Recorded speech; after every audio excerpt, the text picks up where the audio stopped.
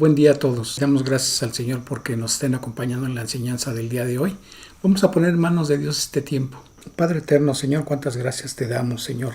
Y nos has traído con bendición el día de hoy a escuchar la enseñanza de tu palabra, Señor. Te rogamos que este tiempo que tú has dispuesto, Padre, nos lleves a través de los pasajes que vamos a estudiar. Por favor, te rogamos, Señor, que tu Santo Espíritu nos dé entendimiento de los pasajes que vamos a ver.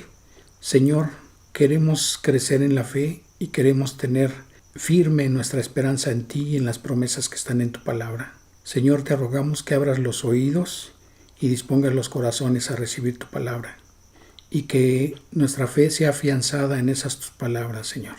Te agradecemos este tiempo de bendición, Señor, y esto nos ayude, Señor, a caminar delante de ti conforme a tu voluntad. Te agradecemos de todo ello, Padre eterno, y te rogamos tu bendición en este tiempo, Señor, dándote la gloria y la honra. A ti sea la alabanza, Señor, en el precioso nombre de Cristo Jesús. Amén. Bien, hay una pregunta que la mayoría de los cristianos en alguna ocasión se nos ha hecho. Y esa pregunta es acerca de por qué, si Dios es amor, existe maldad en el mundo. De por qué, si Dios es un Dios amoroso, existe el sufrimiento, de por qué existen las tragedias. Pero Dios no tiene ningún temor en expresar lo que es su voluntad.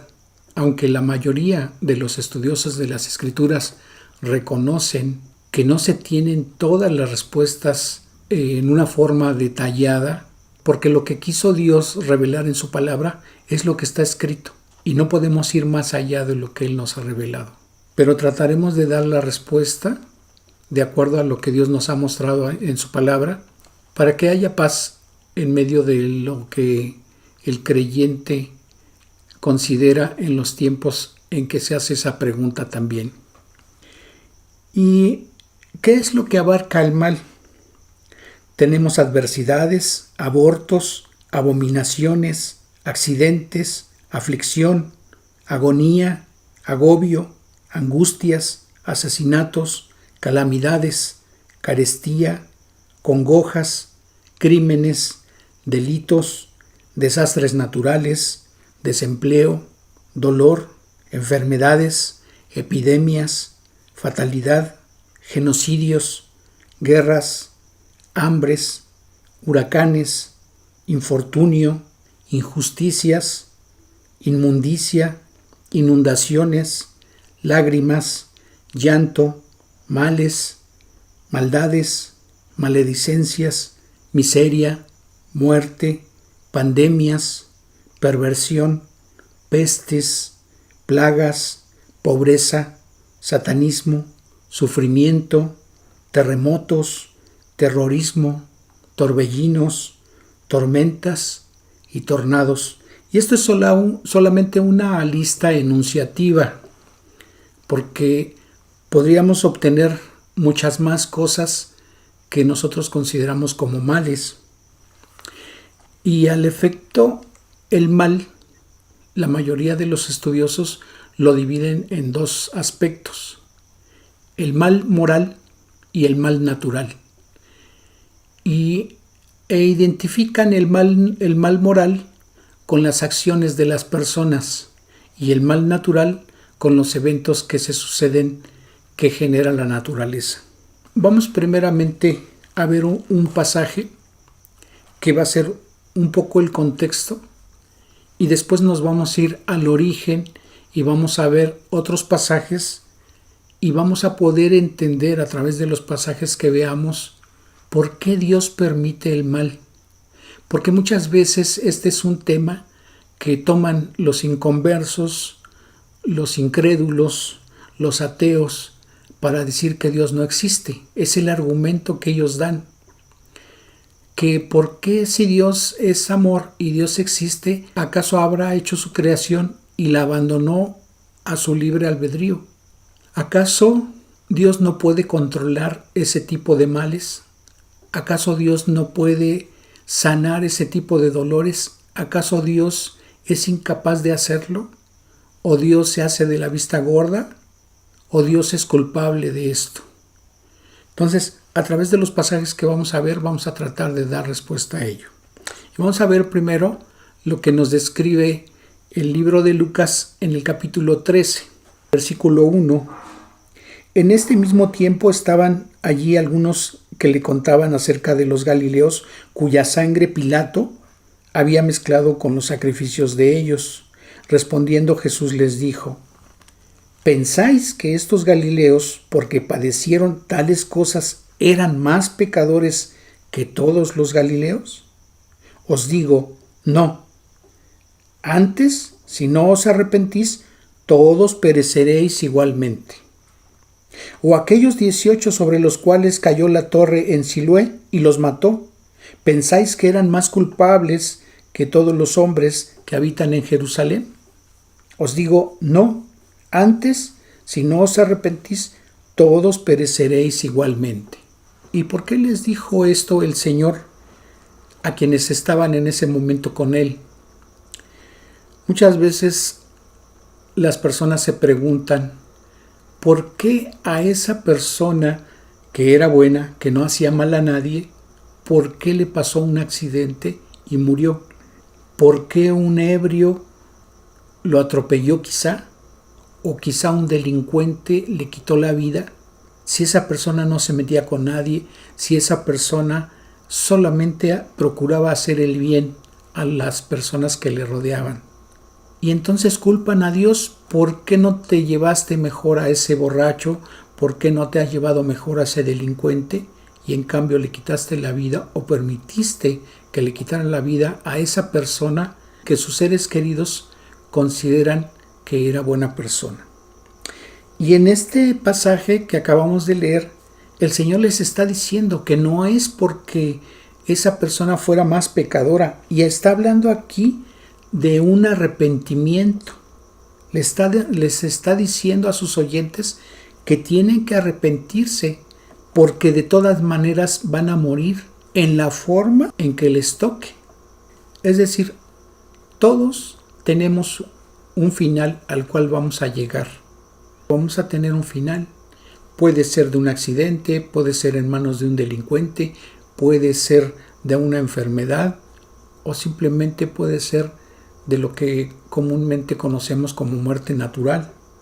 Pero no solamente es ese un mal, sino los que ya comentamos. Pero ¿cuál es el origen de los males? ¿Cuál es el origen del sufrimiento en la humanidad? ¿Qué es lo que nos dice la palabra del origen de esos males? Vayamos pues a Génesis, en el capítulo 1, dice el versículo 27. Y creó Dios al hombre a su imagen, a imagen de Dios lo creó, varón y hembra los creó. Dice el capítulo 2 de Génesis en el versículo 8. Y Jehová Dios plantó un huerto en Edén al oriente y puso allí al hombre que había formado. Versículo 16. Y mandó Jehová Dios al hombre diciendo: de todo árbol del huerto podrás comer, mas del árbol de la ciencia del bien y del mal no comerás, porque el día que de él comieres, ciertamente morirás. Dice Génesis 3, a partir del versículo 1. Pero la serpiente era astuta más que todos los animales del campo que Jehová Dios había hecho, la cual dijo a la mujer: ¿con qué Dios os ha dicho, no comáis de todo árbol del huerto? Entonces la serpiente dijo a la mujer: no moriréis, sino que sabe Dios que el día que comáis de él serán abiertos vuestros ojos y seréis como Dios, sabiendo el bien y el mal. Si vemos aquí, la serpiente lo que está haciendo es torcer lo que Dios había mandado al hombre. ¿En qué sentido? La serpiente les está diciendo que en realidad Dios les estaba ocultando que serían abiertos sus ojos, y entonces Dios les había prohibido que comieran de ese fruto, porque Dios sabía que el día que lo hicieran, sus ojos iban a ser abiertos y entonces iban a tener la sabiduría de Dios. ¿Y a dónde vemos esto? Fíjense lo que dice el versículo 6. Y vio la mujer que el árbol era bueno para comer. Eso es lo que estaba viendo la mujer. Y que era agradable a los ojos. había una atracción hacia lo que la serpiente le estaba mostrando. Y era árbol codiciable para alcanzar la sabiduría. Y aquí en esa frase se revela que es lo que estaba viendo la mujer al codiciar la sabiduría que Dios tiene. Entonces, para ella era la oportunidad que aparentemente tenía de poder tener la sabiduría de Dios. Y tomó de su fruto y comió, y dio también a su marido, el cual comió, así como ella. Entonces fueron abiertos los ojos de ambos y conocieron que estaban desnudos. Entonces, a partir de ese momento, en la mente de ellos se estaban dando pensamientos que antes no tenían, pues Dios los tenía así en el huerto del Edén, así los había creado y así vivían, sin tener en el pensamiento que era malo andar desnudos. Ahora, a partir de ese momento, para ellos era algo malo, algo vergonzoso, siendo que Dios nunca les había mostrado eso. Ahora, ¿en qué sentido eran abiertos sus ojos, además de este pensamiento que acababan de tener? A partir de ese momento, el hombre, es decir, la humanidad, iba a poder discernir según su propia sabiduría, según su propio criterio, qué es bueno y qué es malo. Y lo vemos reflejado muy drásticamente en nuestros días. Ahora para la mayoría de la gente, no es malo que un hombre se case con otro hombre, que una mujer se case con otra mujer, o inclusive que tengan otro tipo de perversiones más allá, y que antes, hace algunos años, era algo sucio, era algo feo, era algo inmoral. Pues la palabra dice que Dios creó varón y hembra, y no habla de una tercera opción, o no habla de que haya opción.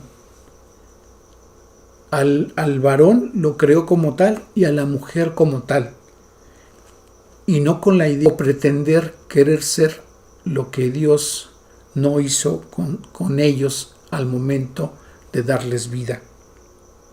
A partir de ese momento, también en nuestros días, mucha gente ve como algo normal el aborto, y argumentan las personas que están a favor del aborto que la mujer puede hacer lo que quiera con su cuerpo, pero están manipulando las cosas en su favor, porque el ser del cual se deshacen no es parte de su cuerpo, se está formando dentro de su cuerpo, pero no es parte de su cuerpo.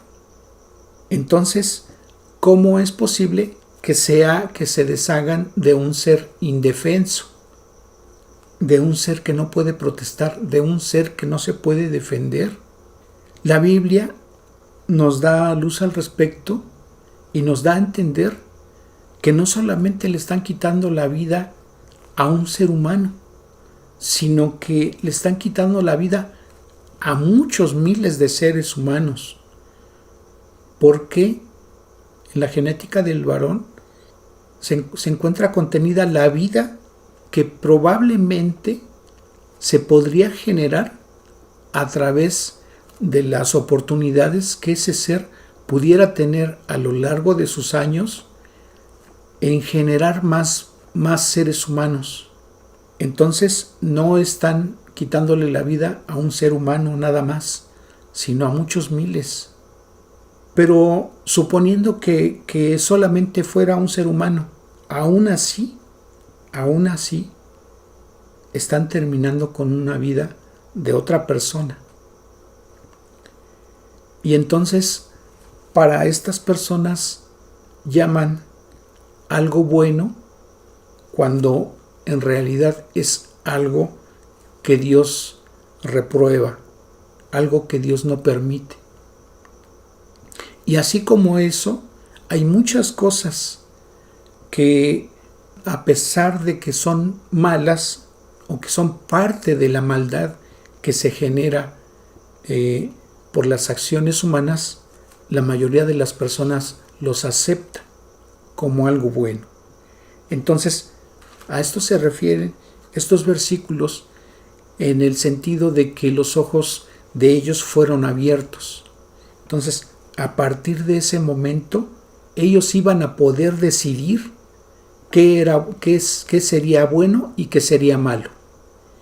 Y obviamente, y a partir de ese momento, torcieron las cosas que están escritas en la Biblia y que Dios prohíbe porque es malo para el hombre, es malo para la humanidad.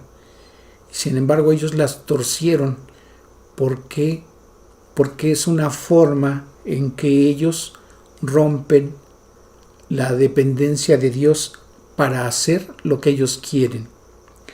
Pero lo que no se dan cuenta es que es en propio perjuicio de ellos mismos.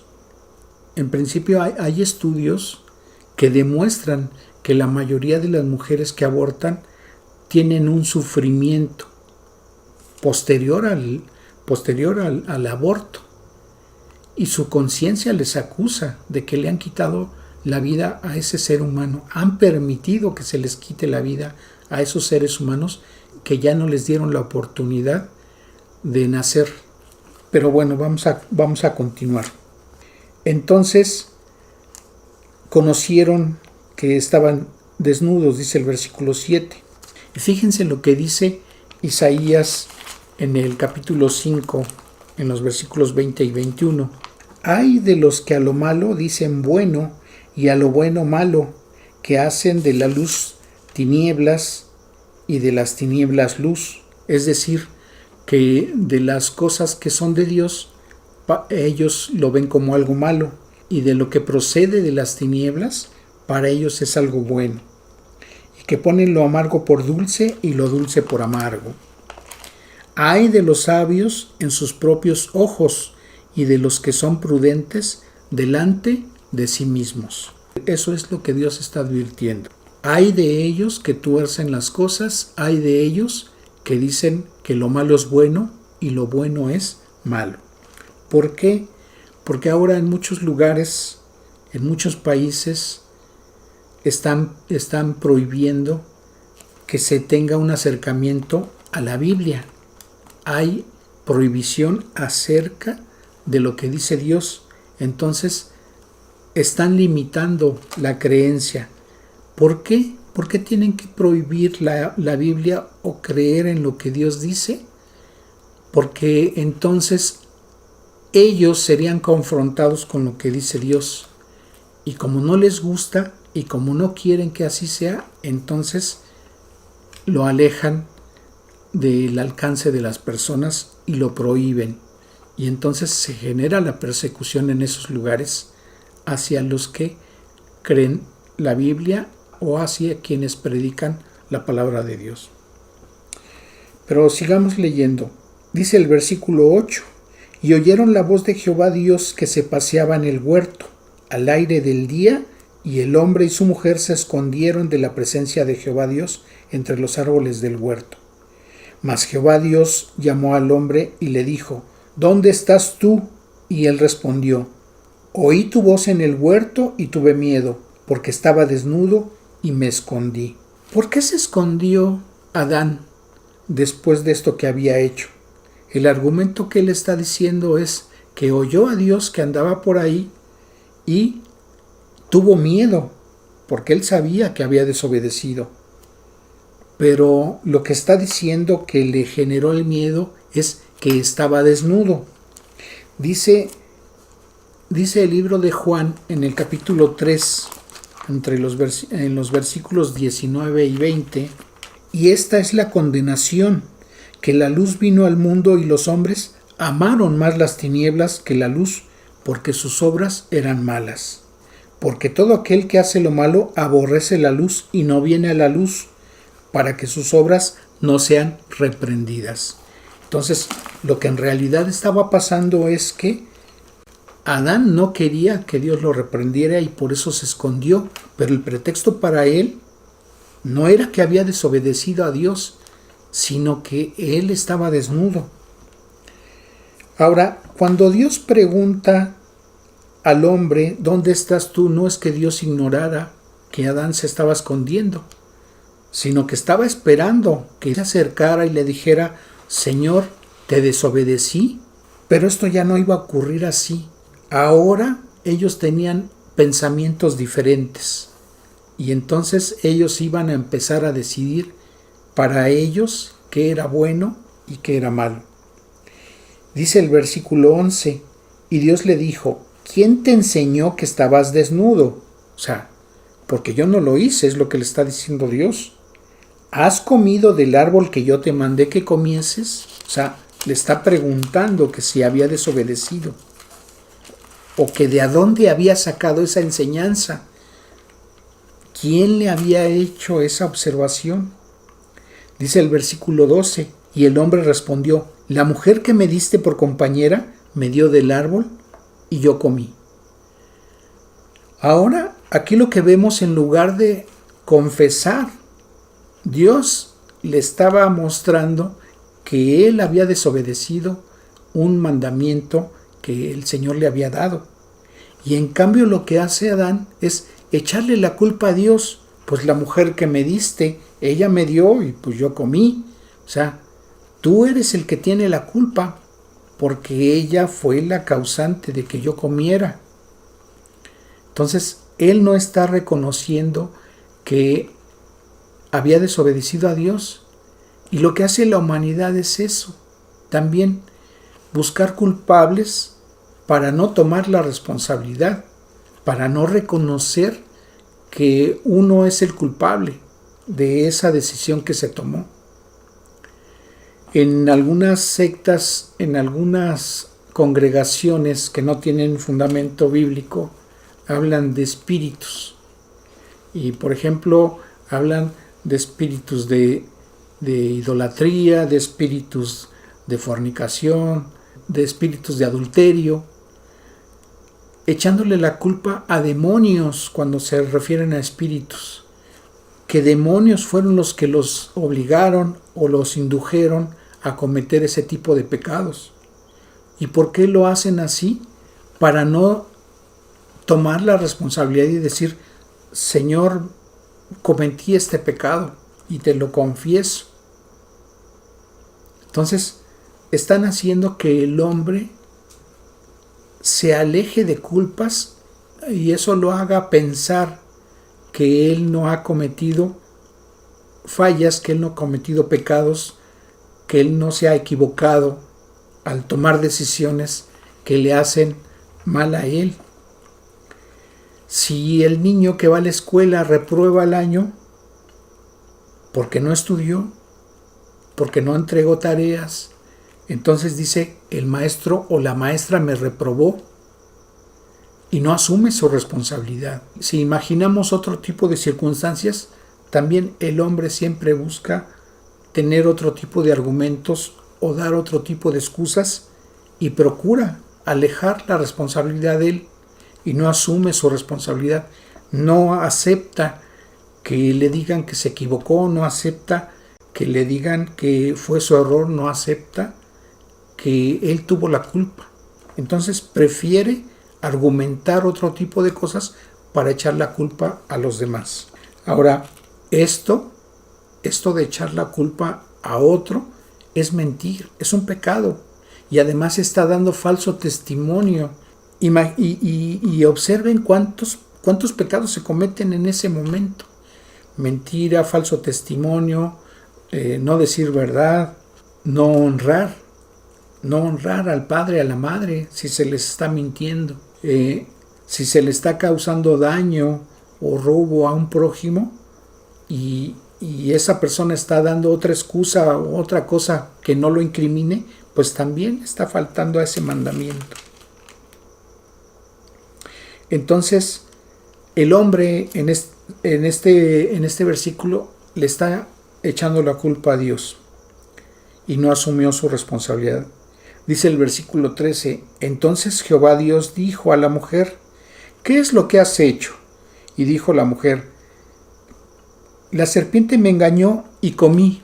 Y volvemos aquí a ver que la mujer tampoco asume su responsabilidad de decir que desobedeció, sino que culpa también a la serpiente, que es parte de la creación de Dios. Entonces, indirectamente también le está echando la culpa a Dios. Dice el versículo 14, y Jehová Dios dijo a la serpiente, por cuanto esto hiciste, maldita serás entre todas las bestias y entre todos los animales del campo. Sobre tu pecho andarás y polvo comerás todos los días de tu vida.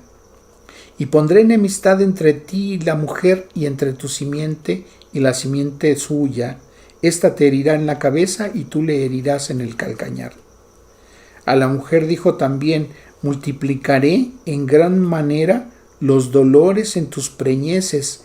Con dolor darás a luz los hijos, y tu deseo será para tu marido, y él se enseñoreará de ti. ¿Qué es lo que está revelando este versículo? Que Dios no había hecho a la mujer de manera que padeciera dolores durante sus partos. Pero a partir de ese momento, como había pecado, ahora ella iba a padecer esos dolores. Y también está diciendo aquí que el marido de ella se iba a enseñorear de ella. Dice el versículo 17, y al hombre dijo, por cuanto obedeciste la voz de tu mujer. Entonces, como el hombre había culpado a la mujer, bueno, entonces le dice Dios, y comiste del árbol que te mandé, diciendo, no comerás de él, maldita será la tierra por tu causa. Y como el hombre había culpado a la mujer, o por causa de ella, él había comido, desobedeciendo a Dios, entonces Dios le dice al hombre, maldita será la tierra por tu causa, con dolor comerás de ella todos los días de tu vida. Espinos y cardos te producirá, y comerás plantas del campo. Con el sudor de tu rostro comerás el pan hasta que vuelvas a la tierra, porque de ella fuiste tomado, pues polvo eres, y al polvo volverás. Entonces lo que Dios le está diciendo es que si antes la tierra, sin gran esfuerzo del hombre, le daba sus frutos, entonces ahora, a partir de ese momento, la maldición a que se refiere el versículo 17 es que ahora la tierra iba a producir requiriendo de un mayor esfuerzo del hombre. Entonces, ahora iba a disminuir la bendición, iba a disminuir la producción de la tierra.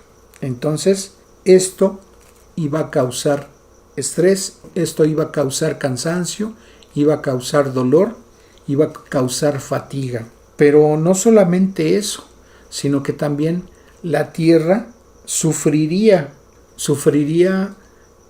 consecuencias por el pecado del hombre.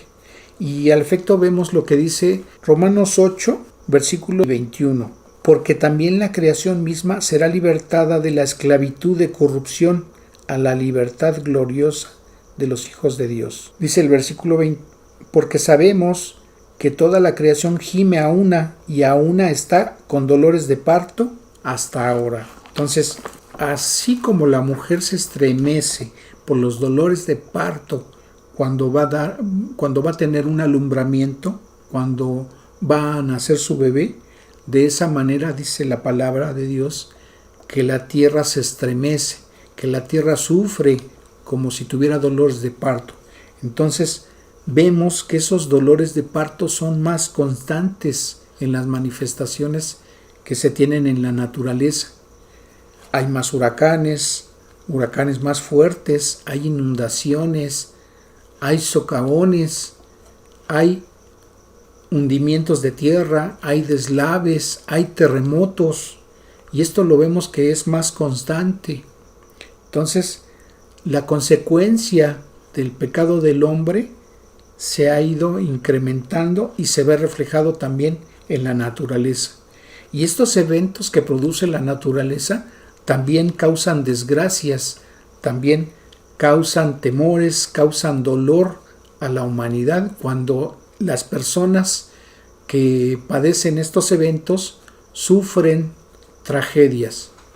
Entonces, ese tipo de mal natural también lo padecen las personas en forma general, no solamente las personas buenas, que así consideran las demás gentes que los conocen, como las otras personas que no se consideran buenas.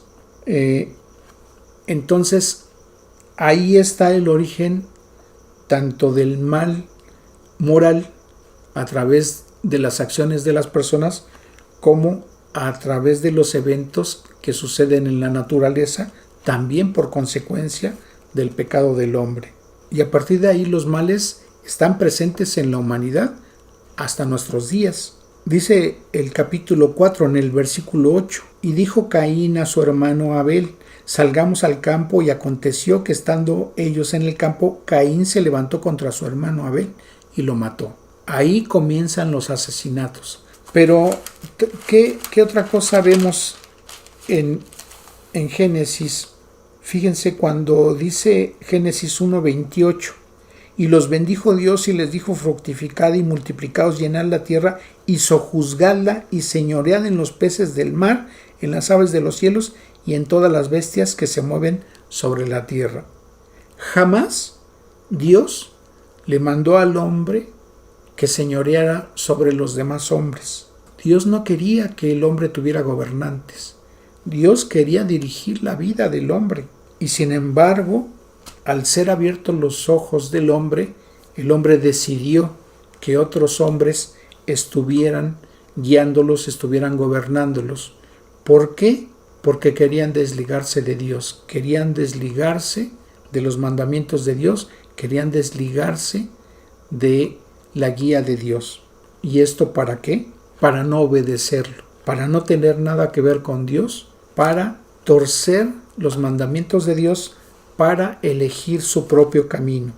Y dice el versículo 31: y vio Dios todo lo que había hecho, he aquí que era bueno en gran manera. Y si vemos aquí, Dios está observando que lo que él había hecho era bueno en gran manera.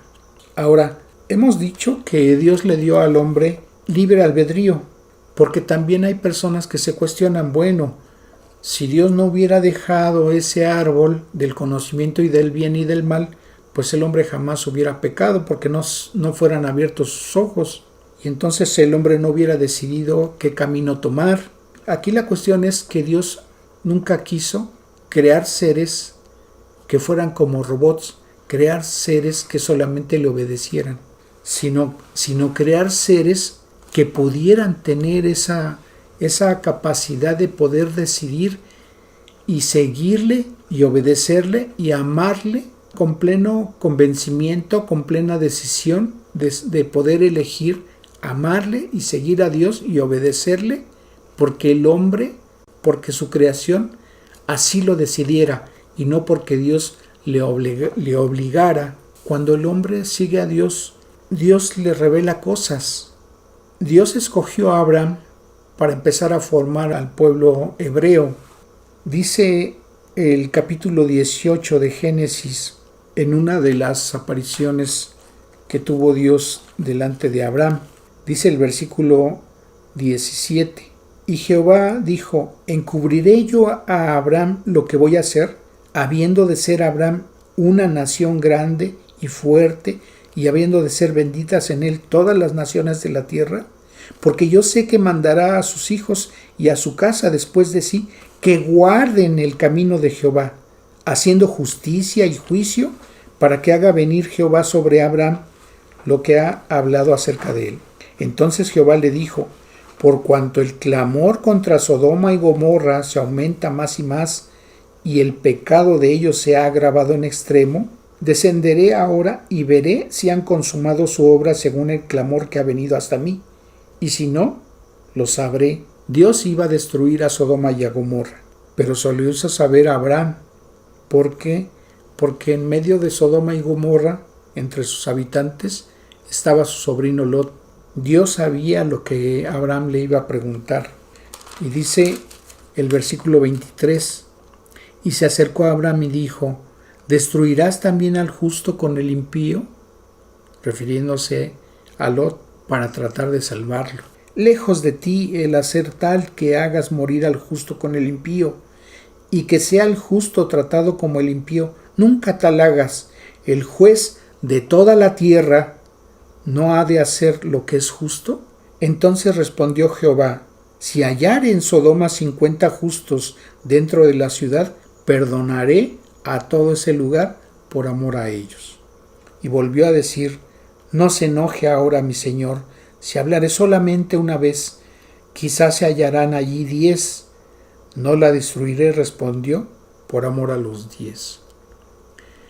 Entonces, cuando alguien cuestiona a Dios y cuando alguien pregunta, ¿por qué no acaba Dios con la maldad? ¿Por qué no acaba Dios con todo el mal que está aconteciendo en la tierra? Pues precisamente por esto, por lo que dice este pasaje. Hay personas que le hemos creído a Dios. Hay personas que seguimos a Dios. Y por esa razón, Dios no trae su juicio a la tierra como lo hizo en el tiempo en que trajo el juicio del diluvio. Mayor perversión sexual hay en nuestros días y Dios no trae ese juicio con que acabó a Sodoma y a Gomorra. ¿Por qué? Por amor a los que seguimos a Dios, por amor a los que le creemos en su palabra. Entonces, Dios está deteniendo los juicios. Ya en otros temas he compartido que Dios se va a llevar a su iglesia. Dios se va a llevar a los que creemos en Él. Y eso está descrito en varios pasajes aquí en la Biblia. Ya lo he compartido. Es un evento que se llama el arrebatamiento. No estamos lejos de que ocurra. Muchos estudiosos de las Escrituras han sacado el tiempo probable en que esto pueda ocurrir. Y yo me atrevo a decir que las personas, la generación de los habitantes de la tierra que vivimos actualmente en este mundo, probablemente nos toque vivir esa experiencia. Es muy probable que dentro de pocos años ocurra lo que está descrito en el libro de Apocalipsis.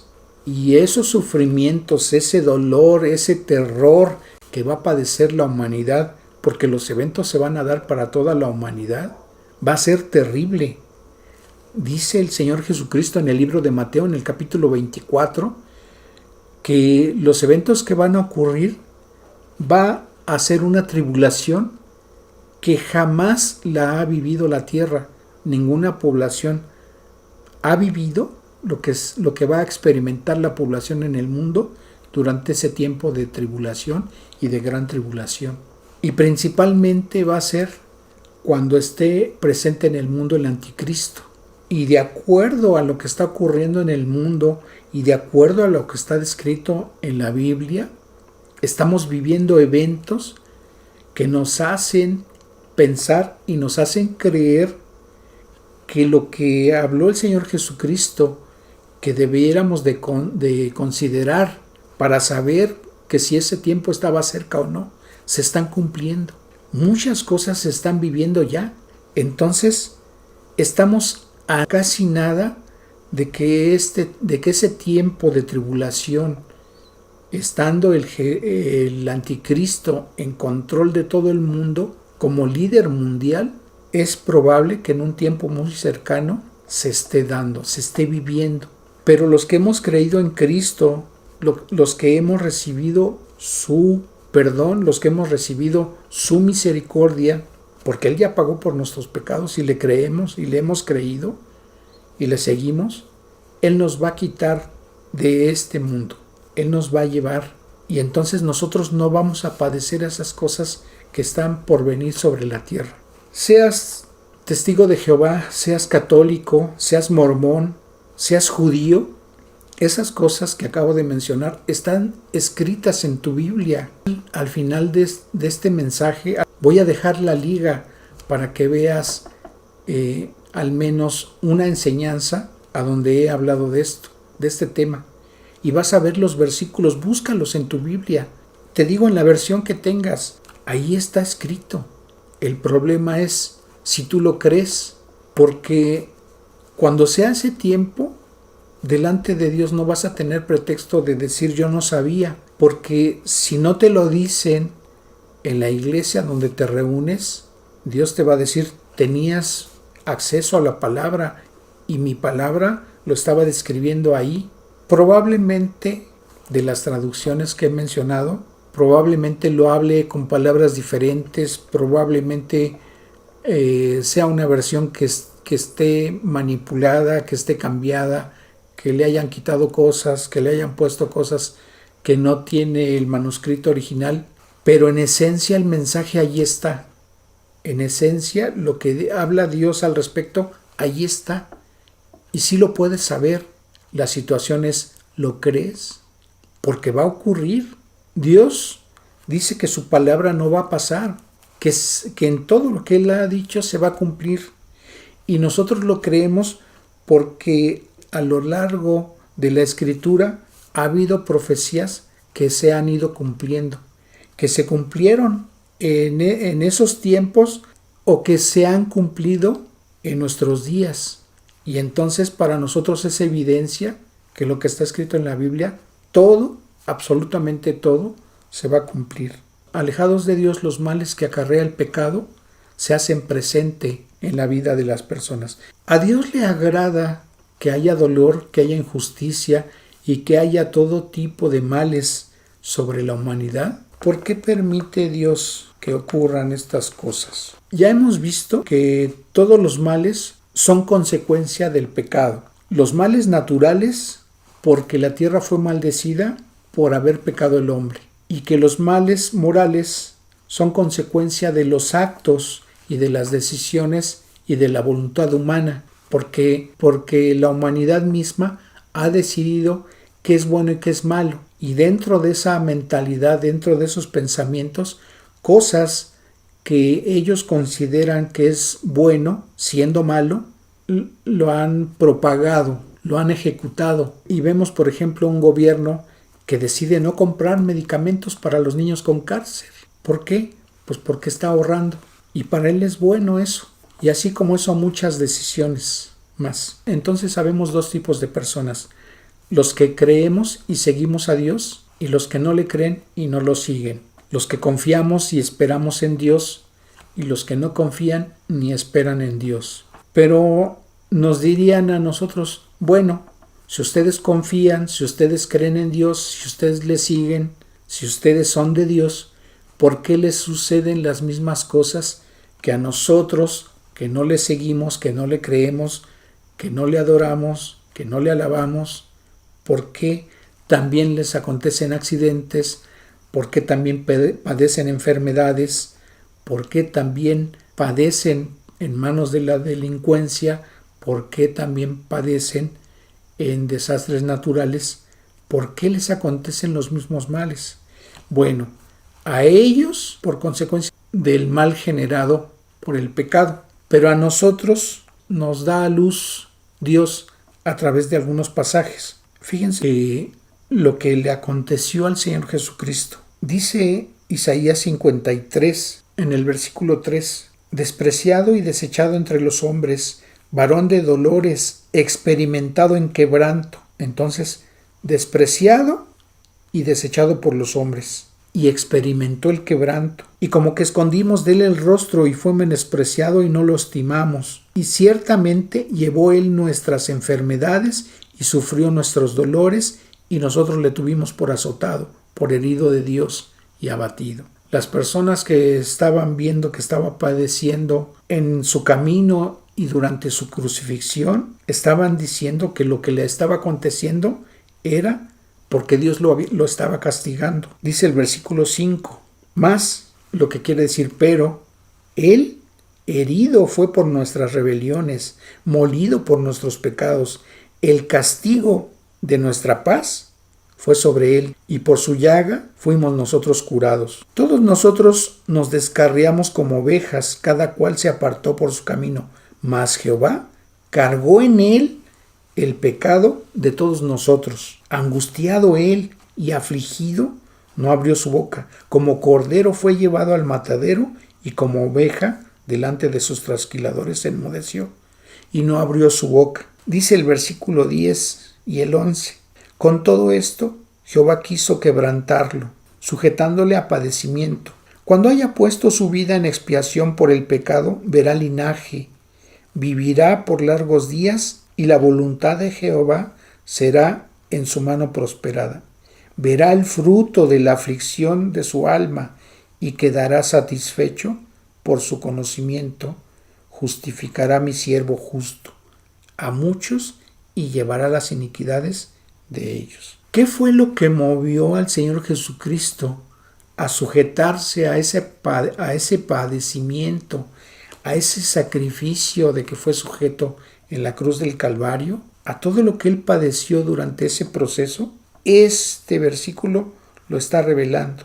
Dice el versículo 11, verá el fruto de la aflicción de su alma, y el fruto de ese sacrificio es ver que todos los que le hemos creído tenemos el perdón de nuestros pecados por el sacrificio que él padeció, por el gozo de ver que millones de gentes serían salvados. Él aceptó ser crucificado porque sabía que le íbamos a creer.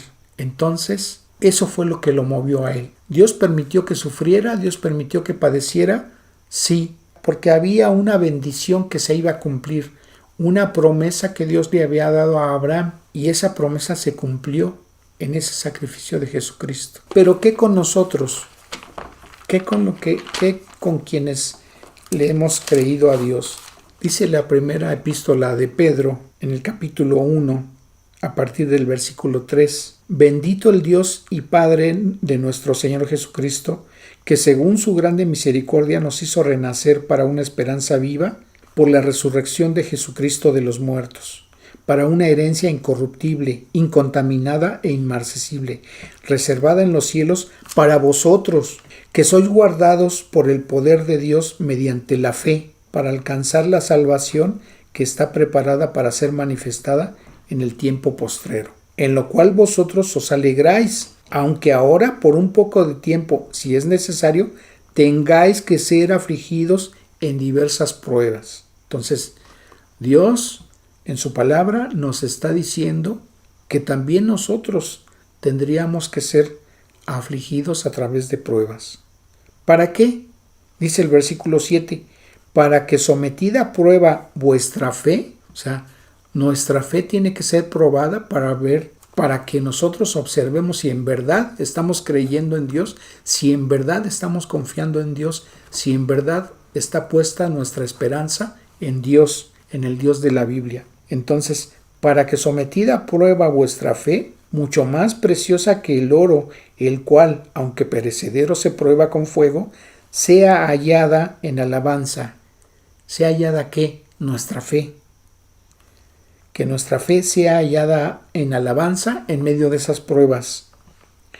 Gloria y honra cuando sea manifestado Jesucristo, a quien amáis sin haberle visto, en quien creyendo, aunque ahora no lo veáis, os alegráis con gozo inefable y glorioso.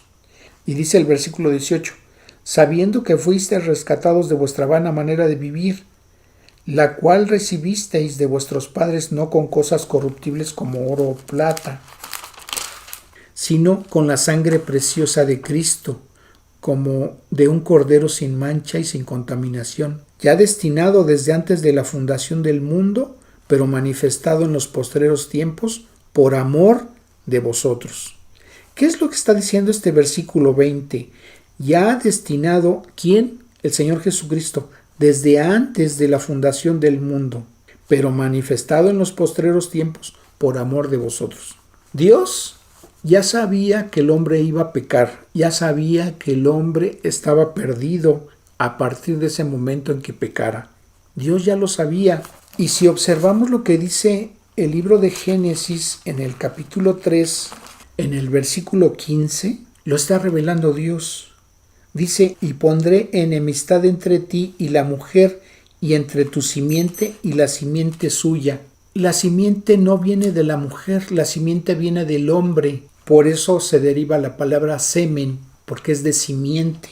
Entonces, cuando aquí está hablando de la simiente suya, se está refiriendo a la mujer de la cual el Señor Jesucristo iba a nacer, a la cual Dios iba a utilizar para hacerse presente en forma humana. Entonces aquí se está refiriendo a María, a la madre de Cristo. A esa simiente se está refiriendo, a esa promesa que Dios le estaba dejando al hombre aquí. Y esa promesa se cumple en la persona de Cristo.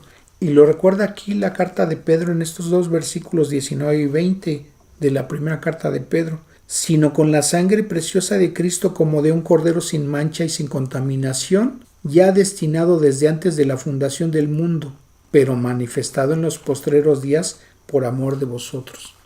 Entonces, Dios sabía que el hombre, a partir del momento en que iba a pecar, estaba perdido, no tenía remedio, no tenía perdón, estaba condenado ya. Pero Dios, en su infinita misericordia, nos trae la solución a ese gran problema que tenía el hombre y nos da la oportunidad de tener la salvación a través de creer en la obra redentora del Señor Jesucristo. Entonces sigue diciendo la primera carta de Pedro en el capítulo 3, versículo 14: Mas también si alguna cosa padecéis por causa de la justicia, bienaventurados sois, por cuanto no os amedrentéis por temor de ellos ni os conturbéis. Y dice el versículo 17: Porque mejor es que padezcáis haciendo el bien, si la voluntad de Dios así lo quiere, que haciendo el mal. Es decir, si haciendo el mal hay consecuencias de dolor, de sufrimiento para la persona que lo hace, pues mejor tener padecimiento haciendo el bien. Dice el capítulo 4, entre los versículos 3 al 5: Baste ya el tiempo pasado para haber hecho lo que agrada a los gentiles, andando en lascivias, concupiscencias, embriagueces, orgías, disipación y abominables idolatrías. A estos les parece cosa extraña que vosotros no corráis con ellos en el mismo desenfreno de disolución y os ultrajan, pero ellos darán cuenta al que está preparado para juzgar a los vivos y a los muertos. Entonces, muchos de los que hemos creído en Dios conforme a lo que dice la Biblia y que hemos recibido su misericordia, andábamos en esas cosas, pero Dios ya nos ha apartado de ello y entonces advierte a los que se mantienen en esas cosas, pero ellos darán cuenta al que está preparado para juzgar a los vivos y a los muertos. Ahora dice la primera carta a los tesalonicenses en el capítulo 5: Estad siempre gozosos, orad sin cesar, dar gracias en todo, porque esta es la voluntad de Dios para con vosotros en Cristo Jesús. Dice Romanos 8, 28 y 29: Y sabemos que a los que aman a Dios, todas las cosas les ayudan a bien, esto es, a los que conforme a su propósito son llamados, porque a los que antes conoció también los predestinó para que fuesen hechos conformes a la imagen de su Hijo, para que Él sea el primogénito de entre muchos hermanos. Entonces, ¿qué es lo que Dios nos está diciendo aquí? Que Él está permitiendo todas las cosas que padecemos para formar en nosotros el carácter de Cristo. Él quiere que seamos a la imagen de su Hijo. Y así como Él prueba nuestra fe, entonces nos quiere conformar a su imagen. ¿Por qué? Porque también somos sus hijos y quiere Él que seamos como Cristo, que lleguemos a estar conformados conforme a su carácter. Así nos tiene predestinados. Esta es la finalidad que Dios está poniendo delante de nosotros, que entendamos que las pruebas y las cosas que padecemos en este mundo mientras estamos aquí es para llevarnos a ese fin. ¿Dios va a acabar con todos los males? Sí. ¿En qué momento? Él tiene tiempos establecidos que dice su palabra. Vamos a ver algunos pasajes. Fíjense. Apocalipsis 20. Parte de la maldad que padece la humanidad está provocada por el diablo y los demonios. Dice el capítulo 20 de Apocalipsis en el versículo 10: Y el diablo que los engañaba fue lanzado en el lago de fuego y azufre, donde estaban la bestia y el falso profeta, y serán atormentados día y noche por los siglos de los siglos. Entonces, el diablo, que ha tentado infinidad de veces a la humanidad y que ha puesto en la mente de muchas personas las cosas que son malas y que ellos aceptan como buenas, El diablo va a recibir su castigo. ¿Cuál va a ser su fin? Que va a estar siendo atormentado por los siglos de los siglos durante día y noche en el lago de fuego y azufre, o sea, el infierno.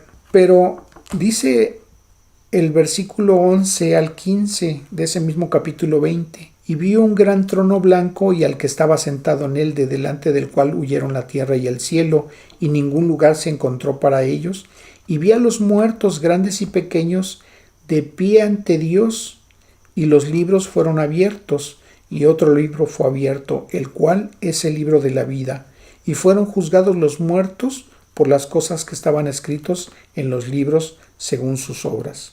Y el mar entregó los muertos que había en él, y la muerte y el Hades entregaron los muertos que había en ellos, y fueron juzgados cada uno según sus obras. Y la muerte y el Hades fueron lanzados al lago de fuego.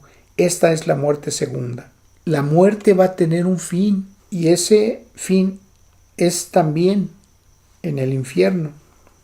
Y dice el versículo 15, hablando de los que fueron juzgados en ese juicio final, del gran trono blanco. Y el que no se halló inscrito en el libro de la vida, ¿quién? Los grandes y pequeños que fueron juzgados delante de Dios, fue lanzado al lago de fuego. Entonces, todas las personas que no han creído en la obra redentora de Cristo y no le han pedido que les perdone sus pecados, creyendo que Él ya pagó por ellos en esa cruz del Calvario, sus nombres no van a estar inscritos en ese libro de la vida. Y entonces el final de esas personas va a ser también en el lago de fuego. Pero entonces, ¿cuándo va a acabar la maldad? Bueno, las tentaciones que ha estado provocando el diablo y los demonios va a terminar cuando Él sea lanzado en el infierno. Las personas, todas las personas que no fueron perdonados sus pecados por no haber creído en esa obra redentora de Cristo, que no le creyeron, también van a pasar a esa condenación eterna. Entonces, esas personas van a estar en ese lugar sufriendo, y entonces quedamos los demás. Dice el capítulo 21, vi un cielo nuevo y una tierra nueva, porque el primer cielo y la primera tierra pasaron, y el mar ya no existía más. Y yo, Juan, vi la santa ciudad, la nueva Jerusalén, descender del cielo de Dios, dispuesta como una esposa ataviada para su marido. Y oí una gran voz del cielo que decía, he aquí el tabernáculo de Dios con los hombres, y Él morará con ellos, y ellos serán su pueblo, y Dios mismo estará con ellos como su Dios. Enjugará Dios toda lágrima de los ojos de ellos, y ya no habrá muerte, ni habrá más llanto, ni clamor, ni dolor, porque las primeras cosas pasaron. Y cuando este versículo está diciendo que Dios enjugará toda lágrima, todo el sufrimiento, todo el dolor, toda la tragedia que vivieron esas personas, Dios lo va a quitar de ellos como si nunca lo hubieran padecido. Jamás van a recordar que en algún momento de su existencia en la tierra tuvieron un padecimiento o un sufrimiento. Y las naciones que hubieran sido salvas andarán a la luz de ella, y los reyes de la tierra traerán su gloria y honor a ella. Versículo 27. No entrarán en ella ninguna cosa inmunda o que hace abominación y mentira, sino solamente los que están inscritos en el libro de la vida del Cordero. Y no habrá más maldición, y el trono de Dios y el Cordero estará en ella, y sus siervos le servirán. Y verán su rostro, y su nombre estará escrito en su frente. No habrá allí más noche, ni tienen necesidad de luz de lámpara, ni de luz del sol, porque Dios, el Señor, los iluminará, y reinarán por los siglos de los siglos. Entonces dice el versículo 4, y verán su rostro. Entonces, al Dios, nuestro Creador, en el cual creemos, nosotros lo vamos a ver, y lo vamos a ver cara a cara. Y a ese Dios que dicen muchos que no existe porque no le ven, Él es real, y nosotros vamos a estar delante de su presencia. Si Dios hoy ha hablado a tu vida y quieres entregarle tu vida a Cristo, y quieres que tu nombre esté inscrito en ese libro de la vida, Dios hoy te está dando la oportunidad de que tus pecados sean perdonados y hacerte uno más de sus hijos. Y yo te invito a que en este momento, vuelvo a repetir, si Dios ha hablado a tu vida y quieres hacer esa decisión, que le digas esto a Dios. Cierra tus ojos y habla con Él y dile esto. Dios Todopoderoso, Señor, hoy he entendido por qué tú permites el mal en el mundo. Sabemos que no te agrada porque tú no creaste el mal, pero lo estás permitiendo porque hay propósitos. Señor, delante de ti reconozco que soy pecador, pero también he escuchado que tú permitiste que tu Hijo Jesucristo fuera crucificado en esa cruz del Calvario. Y en esa cruz del Calvario, Él dio su vida, derramando toda su sangre. He escuchado que todos mis pecados fueron puestos en su cuerpo, que Él cargó con mis pecados y Él recibió el castigo que yo merecía, que Él ocupó mi lugar recibiendo ese castigo. Y ahora que lo sé y que le creo, sé también que entonces mis pecados han sido pagados. Señor, yo me arrepiento de mis pecados porque por mi culpa y por mis pecados el Señor Jesucristo tuvo que padecer esa crucifixión y poner de por medio su vida y derramar su santa sangre. Y sé que su santa sangre es útil para que mis pecados sean borrados. No porque hayas pasado por alto mis pecados, Señor, sino porque Él ya los pagó. Él quiso que yo no padeciera esa condenación, ese pago, porque jamás hubiera podido librar esa condenación ni jamás hubiera podido cubrir ese pago. Y ahora que me das la oportunidad, Señor, de poder recibir el perdón, yo te ruego que perdones mis pecados, te ruego que me brindes tu misericordia y que reconozco a partir de este momento al Señor Jesucristo como mi Salvador.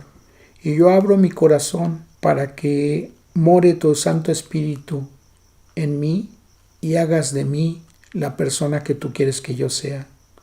Señor, te agradezco tu perdón, te agradezco tu misericordia y lo que a partir de hoy vas a hacer de mí. Señor, te agradezco reconociendo los méritos de mi Salvador Jesucristo y en ese precioso nombre te doy gracias. Amén. Si tú has creído en tu corazón estas palabras que le has dicho a Dios y Dios lo ha mirado así, Él te ha perdonado y nosotros te damos la bienvenida a la familia de Dios. Que Dios te bendiga. Vamos a terminar con una oración. Padre eterno, te agradecemos, Señor, la bendición de tu palabra y te rogamos, Señor, que tú afiances nuestra fe, Señor, en nosotros, que nos ayudes a confiar en ti y a creer y a tener la esperanza en ti en medio de las pruebas. Ayúdanos a caminar en tu voluntad, ayúdanos a pasar las pruebas, Señor, sin titubear, sabiendo que después de las pruebas vendrán las bendiciones. Señor, ayúdanos a tener alabanza hacia ti en medio de esas pruebas y te agradecemos por ello, Dios. Te rogamos, Señor, que a nuestros hermanos en la fe que están padeciendo de enfermedades, sé tú con ellos. No permitas que nadie de ellos caiga en desánimo. Señor, tu provisión no falte en sus mesas, no falte en ninguna de sus necesidades. Cubre todas sus necesidades. Señor, sabemos que estás cumpliendo propósitos en lo que estás permitiendo en la vida de cada uno de tus hijos. Pero, Señor, te rogamos que prevalezca la paz en sus corazones y en sus pensamientos, sabiendo que tú tienes el control de todas las circunstancias por las que cada quien atraviesa. Señor, prospérales en todo y bendíceles, guía sus vidas, Señor. Por favor, te lo rogamos, Padre. Que las vidas de todos nosotros sean guiadas por ti, Padre, en medio de cada paso que damos en este mundo. Y, Señor, que lo hagamos con gozo, con alegría, hasta el momento en que tú nos lleves a tu presencia. Te agradecemos, Padre eterno, en el precioso nombre de Cristo Jesús. Amén. Que Dios les bendiga.